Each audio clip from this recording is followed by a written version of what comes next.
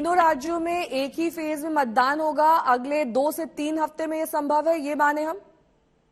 जी हाँ, बिल्कुल, क्योंकि आज अब सिर्फ 11 दिन रह गए हैं जनवरी के, तो ऐसे में फरवरी के मध्य तक उम्मीद लग रही है कि निर्वाचन मतदान की तारीख होगी और इसके साथ ही फरवरी के तीसरे हफ्ते के अंत में चुनाव आयोग के सूत्र बता रहे हैं कि मतगणना होगी। और क्योंकि वहां बहुत ज्यादा चुनौतियां नहीं हैं प्रशासन को लेकर भी और शांतिपूर्ण इलाके हैं, तो ऐसे में उम्मीद की जा रही है कि सब कुछ आसानी से रहेगा। और निर्वाचन आयोग भी इस पूरे मामले में राज्य सरकारों से, तमाम अधिकारियों से, राजनीतिक दलों से और लोगों से विचार विमर्श करके आया है। तो निर्वाचन आयोग का कहना है कि वहां चुनाव कराने में ज्यादा मुश्किल और परेशानी और चुनौती नहीं है। इसके साथ ही संजय, क्या बाकी जो 6 राज्य हैं उनके बारे में भी संभवतः आज ये एक तरह से जानकारी या फिर इंडिकेशन दिया जाएगा कि कब तक उनकी चुनावी तारीखों का ऐलान किया जाएगा? नहीं, उसमें अभी बाकी राज्यों के चुनावी तारीखों का ऐलान की अभी कोई बात नहीं है, क्योंकि उसके पहले एक प्रक्रिया होती है जिस प्रक्रिया को निर्वाचन आयोग को पूरा करना होता है, जिसमें वहां का दौरा करना, वहां के बारे में जायजा लेना, वहां के सरकारों से और जो नौकरशाह हैं, आला नौकरशाह, उनसे बात करना और इसके साथ ही सुरक्षा का जायजा लेना, कितने सुरक्षा कर्मियों की जरूरत पड़ेगी, क्या इंतजाम किए जाएंगे, उन तमाम चीजों पर चुनाव आयोग दौरा करता है। और निर्वाचन आयोग ने अभी ये एक मतलब रूटीन एक्सरसाइज है जिसे करता है। तो ऐसे में मार्च में एक और विधानसभाओं के चुनाव क्यों रहते हैं, तो फिर वो भी होगा और इसके बाद फिर आगे के राज्यों में चुनाव कराए जाएंगे। क्योंकि अभी तक की जानकारी के मुताबिक फरवरी में त्रिपुरा, नागालैंड और मेघालय के चुनाव बाकी हैं, मई में कर्नाटक का चुनाव है, नवंबर में छत्तीसगढ़, मध्य प्रदेश और मिजोरम के चुनाव होंगे और दिसंबर में राजस्थान और तेलंगाना के विधानसभा का चुनाव होगा। इसी बीच अप्रैल और मई में उम्मीद की जा रही है कि शायद मई में जम्मू कश्मीर विधानसभा का चुनाव कराया जाए, केंद्र शासित प्रदेश जम्मू कश्मीर की विधानसभा का। कश्मीर को लेकर हालांकि संजय संशय बना हुआ है कि क्या वहां पर वाकई चुनाव होंगे भी या नहीं। जम्मू कश्मीर को लेकर हमने एक बार अनौपचारिक रूप से मुख्य निर्वाचन आयुक्त से पूछा था, तो उन्होंने कहा था कि उस समय तो नवंबर की बात थी, उन्होंने कहा कि अभी फिलहाल तो संभावना नहीं लग रही, लेकिन हाँ अप्रैल में हम चुनाव करा देंगे। क्योंकि अब जो जम्मू कश्मीर के विधानसभा चुनाव को लेकर एक बड़ा जो रोड़ा कहें या फिर प्रक्रियागत देरी कहें, वो काम पूरा हो चुका है। डिलिमिटेशन को लेकर अधिसूचना भी जारी हो गई है। हालांकि डिलिमिटेशन पे कुछ सवाल उठाते हुए सुप्रीम कोर्ट में याचिका है, लेकिन उसका बहुत ज्यादा फर्क नहीं पड़ेगा और चुनाव आयोग चाहेगा और वहां की परिस्थितियां सही रही तो मई तक चुनाव हो सकते हैं। इसके साथ ही संजय, जैसा कि आप बता रहे थे, ये तीनों राज्य दरअसल ज्यादा चुनौतीपूर्ण नहीं है, लेकिन कौन कौन से वो राज्य चिन्हित किए गए हैं जहां पर चुनौतियां निर्वाचन आयोग के लिए, इलेक्शन कमीशन के लिए और तमाम अधिकारियों के लिए है जो सुरक्षा के लिए जिम्मेदार होते हैं? उत्तर पूर्व के राज्यों को लेकर तो अभी फिलहाल बहुत बड़ी चुनौतियां सुरक्षा को लेकर नहीं लग रही हैं, लेकिन हाँ जम्मू कश्मीर में चुनाव कराना चुनौतीपूर्ण रहेगा। और इसके साथ ही छत्तीसगढ़, मध्य प्रदेश, मिजोरम, मध्य प्रदेश और छत्तीसगढ़ में चूंकि नक्सली प्रभावित इलाके हैं, नक्सल प्रभावित इलाके हैं, लिहाजा वहां पर चुनाव सुरक्षा को लेकर बड़ी चुनौती माने जाते हैं। और मिजोरम को लेकर भी थोड़ा सा संवेदनशील इलाका है, तो इसलिए वहां के चुनाव को भी ज्यादा संवेदनशील माना जाता है और ज्यादा चुनौतीपूर्ण माना जाता है। लेकिन फिलहाल अभी निर्वाचन आयोग का कहना है कि 2:30 बजे जो प्रेस कॉन्फ्रेंस होगी उसमें इन तीनों राज्यों के मतदान कार्यक्रम का, चुनावी कार्यक्रम का ऐलान कर दिया जाएगा।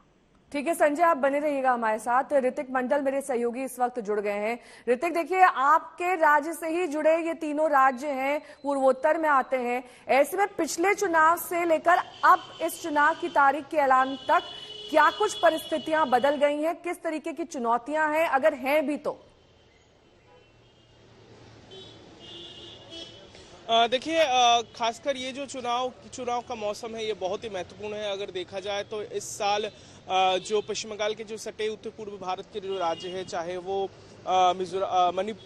चाहे वो मेघालय हो या फिर त्रिपुरा हो, इसमें अहम चुनाव होने वाले हैं। और इसमें हम जानते जाते कि बंगाल का अगर मसला है तो हम जरूर कहना चाहेंगे कि आप जानते कि बंगाल के लिहाज से जो तृणमूल कांग्रेस यहाँ पर सत्तारूढ़ पार्टी जो है वो उत्तर पूर्व भारत की इन सब राज्यों में, चाहे वो त्रिपुरा हो या फिर मेघालय में, वो काफी अपने पैर पसरने की कोशिश कर रहे हैं। अब देखने वाली बात होती है कि तृणमूल जैसा एक पार्टी जो बंगाल से आता है, वो इन सब राज्यों में जहां पर की भाषा अनेक है और जहां भाषा अलग भी है, हालांकि त्रिपुरा में काफी सारे बंगाली पॉपुलेशन भी है और यहां तक कि शिलोंग में भी ऐसा है, यानी मेघालय से देखा जाए तो। लेकिन इसके बावजूद भी इन सब राज्यों में तृणमूल कांग्रेस कितने उम्मीदों के साथ वो इस चुनाव के मैदान में उतरेंगे, ये काफी अहम मुद्दा है। अब हम जानते हैं कि भारत की राजनीति में तृणमूल कांग्रेस कहीं ना कहीं वो टक्कर दे रहे हैं बीजेपी को, यानी वो उनका कहना है कि जहां तक 2024 का चुनाव है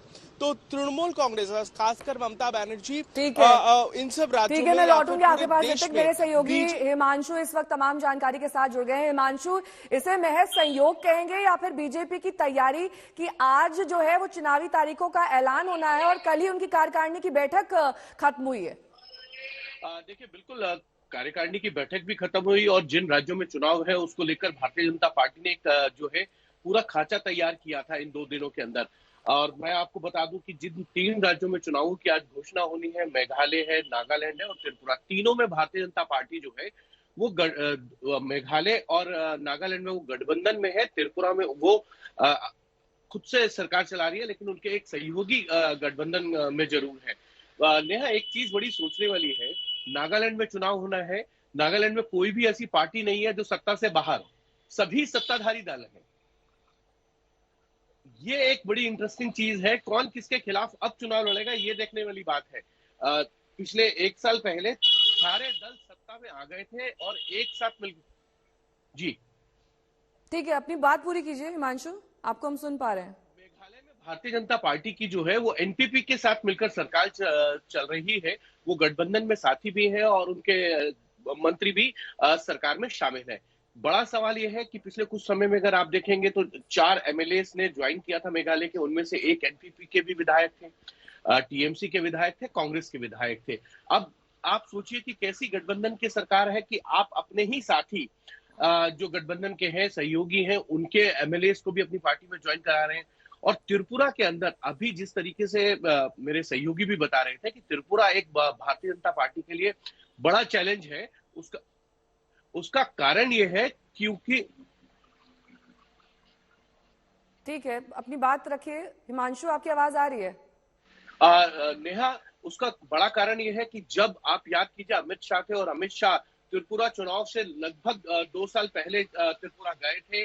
2016 में उनका पहला विजिट था। जब वो एयरपोर्ट पहुंचे तो सिर्फ 7 कार्यकर्ता आए थे और ये वो कार्यकर्ता थे जो अमित शाह बताते हैं बातचीत में कि सब एक दूसरे के खिलाफ चिट्ठी लिखते थे, जितने कार्यकर्ता नहीं थे उससे ज्यादा वो चिट्ठियां लिखा करते थे।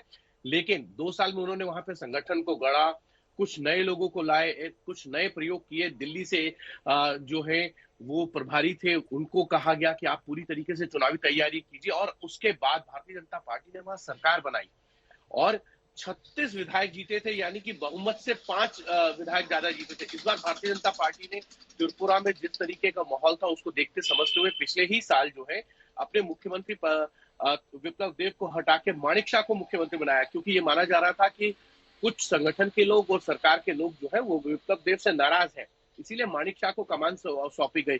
कहीं ऐसा ना हो जाए कि उनकी नाराजगी का नुकसान जो है वो चुनावी नतीजों में देखने को मिले।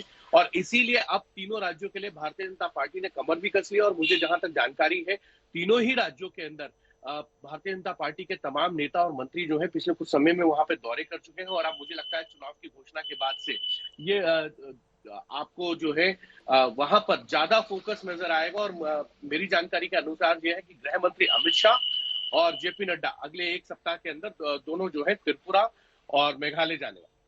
और साथ ही हिमांशु, ये वक्त से पहले अपनी रणनीति तैयार कर लेना कहीं ना कहीं बीजेपी को अपर हैंड देता है। और नागालैंड में तो आप एक तरफा स्थिति ही बता रहे हैं, त्रिपुरा और मेघालय में भी आप कह रहे हैं कि जिस तरीके से पहले प्रचार किया गया और पहले वहां पर एक्शन लिए गए, कहीं ना कहीं दर्शाता है कि बीजेपी फुल्ली तैयार है। देखिए बिल्कुल बीजेपी फुली तैयार। बीजेपी एक चुनाव खत्म होता है, दूसरे चुनाव की तैयारी में शुरू हो जाती है।